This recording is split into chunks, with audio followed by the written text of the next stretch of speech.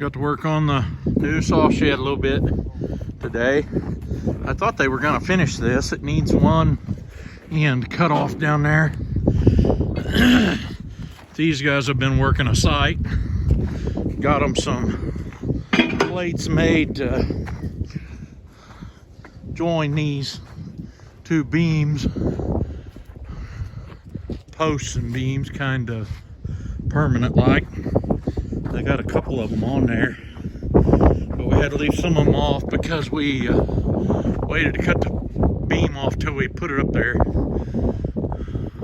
So it's scabbed and toenailed up there right now, and that's what the rafter's gonna sit on that end. And then you can see some of those posts are left a little tall, but they'll have a rafter right next to them. That's what the rafter's gonna sit on over here.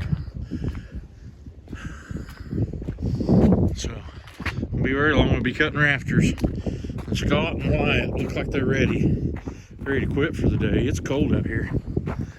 Still got a little snow. Do you have any idea what the temperature is? Very cold. It's just the wind that makes it cold. It helps when you're in the bucket. Yeah. Lifted way up. Right, Wyatt? Well, this says 42, so it must have a good wind chill. Good wind chill if it's 42, because it's got to be about 30. That's what we set them up there with. Oh, I've never done one of these. This is a 170 Alice. Scott has got on the cheap. Motor was stuck when we got it. Had that loader on it. Pretty good outfit. That's what he set them beams up there with.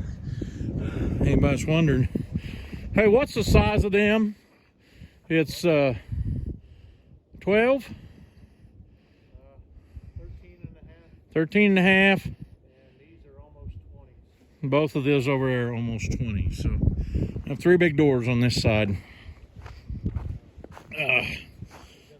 27th today of December. First day it's been warm enough to do anything. Yep, that's what it looks like. They got the conveyor deal stuck in there already. Oh, somebody's gonna say something about that. That's his clean out conveyor. And he's got that trailer backed in there to use for scaffold. Yeah. We plan on covering all of that up with some metal. That's what it's gonna look like.